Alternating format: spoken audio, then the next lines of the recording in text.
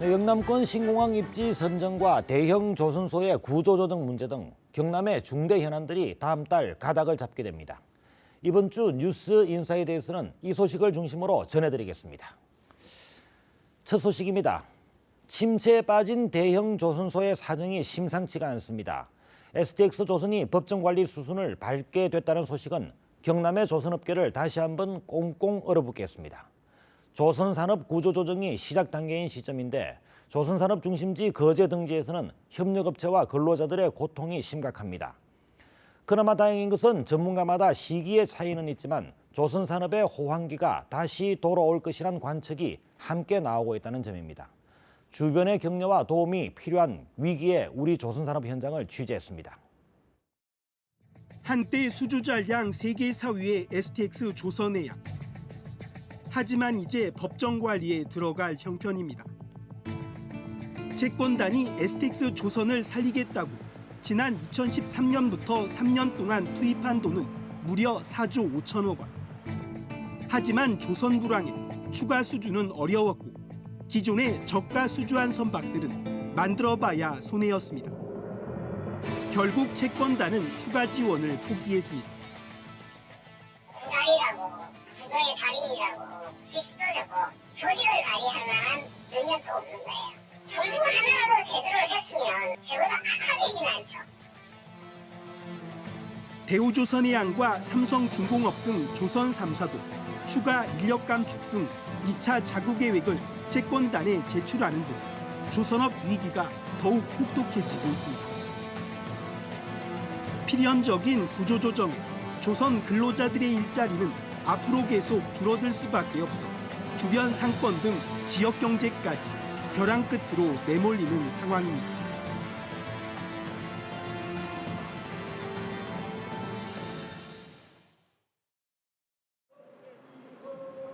거제안 대형 조선소와 지난 10일 스스로 목숨을 끊은 38살 정모 씨의 분향소가 마련됐습니다. 정 씨는 이 조선소의 사내 협력업체 직원이었습니다. 정 씨는 세 자녀를 남기고 왜 극단적인 선택을 했을까? 정 씨는 숨지기 며칠 전인 5월 초 어버이날을 포함한 연휴에 가족들과 여행을 떠났습니다. 그리고 연휴 뒤 출근 첫날 정 씨는 다른 부서에 강등된 직급으로 배치될 것이라고 통보받았습니다. 정 씨가 회사에 배신감과 모멸감을 느꼈다는 게 유족들의 주장입니다. 원청에서는 불량팀을 없애라고 그렇게 공문이 내려왔다 하더라고요. 근데 저희 신랑한테 그걸 맡으라는 거는 그 팀이 없어진다는 거잖아요. 반장도 아닌데 조장 월급을 받으면서 월급제도 아닌 시급제를 받으면서 그 팀을 맡으라는 거는 그 팀이 없어지는 건데 그럼 가정이고 저희 애들도 있고 저까지 그 5명이 먹고 살아야 되는데 저희 신랑이 그거에 대한 부담감도 되게 많다고 그게 심리적으로 되게 압박이 많이 받으셨는데 그래서 항상 그거 개같이 일하고 이런 거는 항상 얘기했어요. 정 씨는 사표를 낸 당일 밤 스스로 목숨을 끊었습니다. 실제로 회사가 오래전부터 그런 구조조정 압력을 계속 넣고 실제로 5월 6일 대통령이 정한 휴일날 하루 쉬었다는 이유로 5월 9일날 출근하자마자 반장에서 조장으로 강등, 임금 삭감, 그다음에 물량팀을 관리하라고 하는 것을 당신들이 볼 때는 이게 어떻게 보이느냐고 했더니 40여 명의 다녀간 노동자들이 이구동성으로 그것은 회사를 그만두라는 압박하고 똑같은 것이다 라고 증언을 합니다. 이에 대해 정 씨가 다니던 협력업체 측은 현재 일감이 넉넉히 있어 일할 사람이 부족한 상태라고 밝혔습니다. 이 때문에 구조조정을 하지 않고 있다며 정 씨의 경우는 단지 조직 재배치, 업무 조정이라고 밝혔습니다. 또 협력업체 측은 반장에서 물량팀 조장을 얘기했다가 정 씨가 회사를 그만두겠다고 해 다시 반장직책을 제안했다며 월급제에서 시급제로 변경되더라도 임금의 차이가 거의 없다고 밝혔습니다. 조선 3사의 지난해 영업 손실은 8조 5천억 원. 조선 3사는 인력 감축 등 자구 계획을 마련했지만 수주 절벽이라 부를 만큼 추가 수주가 거의 없는 형편입니다. 이에 따라 조선 3사는 추가로 인력과 설비를 감축하는 고강도 자구책을 추가로 채권단에 제출한 상태입니다. 이 과정에서 협력업체 근로자들부터 먼저 직격탄을 맞고 있습니다. 조선소 일감이 줄다 보니 협력업체 물량이 자연히 줄어들고 신분 보장이 안 되는 근로자들부터 내쫓기는 형편입니다. 조선업계의 어려움은 수치상으로도 그대로 드러납니다. 고용노동부 통영지청 조사 결과 올 들어 지난달까지 조선산업도시인 거제와 통영 고성 지역의 실업급여 지급액은 월 평균 31억 8천만 원으로 지난해 월 평균 지급액 24억 5천만 원보다 30% 가까이 늘었습니다. 더 큰 문제는 일을 하고도 임금을 떼이는 임금 체불 피해자가 급증하고 있다는 겁니다. 거제와 통영 고성 지역에서 올해 1월부터 지난달까지 체불 임금은 124억 원이나 됩니다. 이는 조선 호황이던 지난 2012년 같은 기간 체불액 34억 원에 비해 4배 가까이 폭증한 겁니다. 대부분 조선업종에서 발생한 임금 체불입니다. 소위 그 빅2 조선소에서 일감이 없다 보니까 그 사내 하청 업체들마저도 이에 영향을 받아서 그 수주할 물량이 없고 그러다 보니 그 사업장이 운영이 정지가 되거나 폐업이 속출하게 됩니다. 임금 등 퇴직금 등 각종 그 금품을 받지 못하는 그런 피해 사례가 계속 증가하고 있는 추세입니다. 대형 조선소가 해양 플랜트에서 발생한 손실을 이른바 단가 후려치기로 협력업체에 전가시킨다는 비판도 제기되고 있습니다. 60% 일한 만큼의 단가를 산정해서 기성금을 지급하니까 하청은 100명을 투입했으면 60명분밖에 못 받는 거예요. 그러니까 구조적으로 적자가 날 수밖에 없네요. 인력은 많이 투입을 했는데 검수돼서 기성금을 받을 수 있는 그 물량 단위는 60밖에 안 되니까 구조적으로 계속 적게 받게 되고 그게 이제 쌓이다 보면 인건비 체불하게 되고 각종 세금 체불하다 보면은 이제 나자빠지는 거예요. 근로자들의 고통은 극심합니다. 지난 1, 2월 2달치 임금을 못 받은 이 근로자는 체불임금 처리를 위해 돌아다니며 5개월 동안 수입을 포기해야 했습니다. 솔직히 대놓고 10원도 못 줬습니다. 5개월 동안. 그러다 보니까 부부 삶이 자자하고 뭐 집에 돈을 갖다 줘야 뭘 아들 교육을 시키고 생활이 될 건데 이 5개월 동안 저것만 나올 줄 알고 저것만 믿고 있다가 5개월 지난 지금 와서 저런 식으로 말을 대책 없이 책임감도 없이 저리 말을 하다 보니까 화만 나는 거죠, 화만. 근로자들은 체불임금이라도 받을 수 있도록 관련법이 강화돼야 한다고 주장합니다. 피해자는 작업자뿐입니다. 업체장이고 본사는 자기 챙겨가 다 챙겨합니다. 제일 마지막에 우리나라는 작업자 임금. 예. 세금, 자기 본사 월급 다 하고 남는 돈 가지고 작업자를 주겠지. 그것마저도 정정당당하게 돈이 안 들어오다 보니까 법적으로 조금만 강화가 되고. 지난 17일 대형조선소 사내 협력사를 운영하던 50대 협력업체 대표가 숨진 채 발견됐습니다. 인수 당시 10억 원이던 부채는 20억 원대로 불어났고 고인은 직원들 임금도 제대로 줄 수 없는 형편을 주위에 하소연했던 것으로 알려졌습니다. 누적적으로 적자가 이렇게 쌓여 있었지 않겠느냐. 참 압박을 받고 있는데 계속 버틸 수 있을까. 이 협력업체의 경영이 어려워진 원인은 무엇일까? 조선 협력업체들은 현대와 삼성, 대우 등 대형 조선 3사가 기성이라 불리는 협력사 지급액을 47%에서 53%까지만 지급하기로 담합을 했다고 주장하고 있습니다. 협력업체가 100명의 일을 했다면 47명이나 53명이 일한 비용만 지급받게 된다는 것입니다. 실질적으로 지금 같은 경우는 월말 기성을 받아보면 내가 얼마나 받았는지 그 전에 받기 전까지는 금액이 얼마나도 모릅니다. 받고 나면 딱 53% 이렇게 집행이 되면 대표에서 눈이 돕니다. 그러면 이 일을 어떻게 했다니 자기 밑에 사람들은 어떤 형태든 임금을 줘야 될 상황이고 그래서 손 벌린 데는 결국 어느 쪽으로 돈을 빌리다 보니까 빚은 늘어나고. 조선 협력업체들은 이 같은 단가 후려치기가 계속될 경우 빚만 쌓이게 된다며 대책을 요구하고 있습니다. 그 빚을 나누니 감당을 못해서 뭔가 떠나긴 떠나야 되는데 원청에서는 매물 하나 없는 상태고, 그래서 좀 안타까워서 정말 이 관계를 어떻게 원만하게 해결할 거냐 하는 방법을 찾아보면 돈 받고 도망가는 방법 하나, 운명을 타개할 수 있는 방법 하나, 그 방법이 지금 인제는 특별한 답이 없습니다.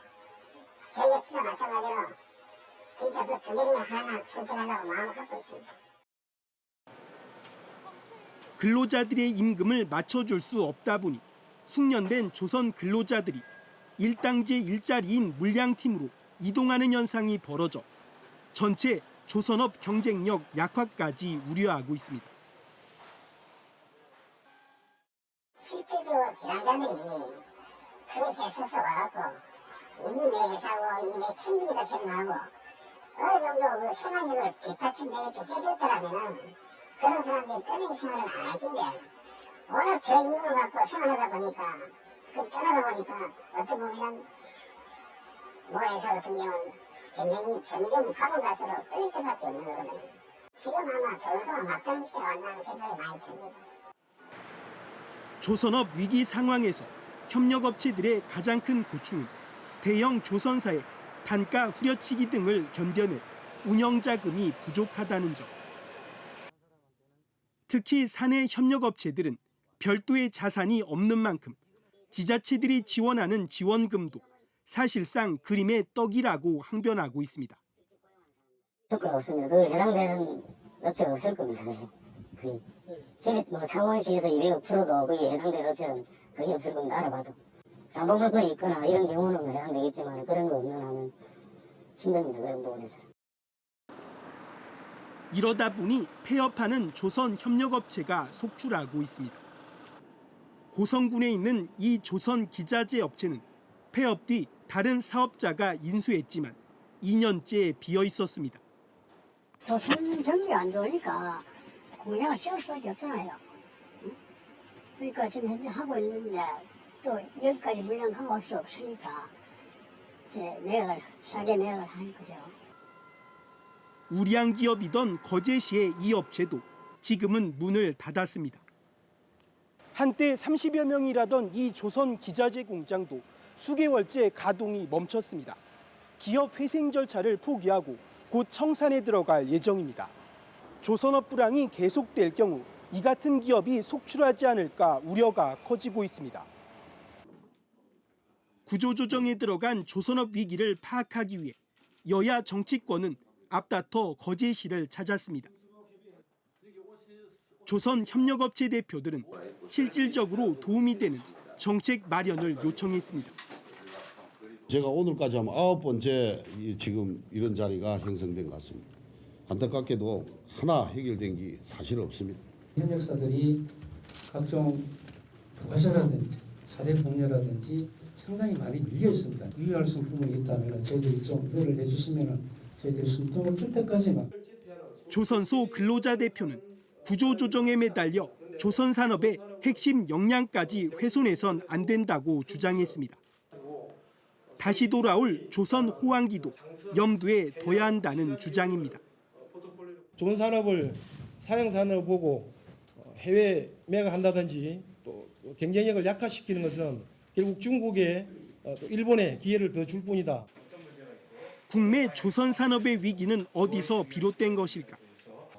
전문가들은 그동안 우리 정부가 국내 발주 선박에 소홀하는 등 조선 산업 지원 정책이 사실상 부재했다고 지적합니다. 90년대 중반 이후는 사실은 손을 떼고 있죠.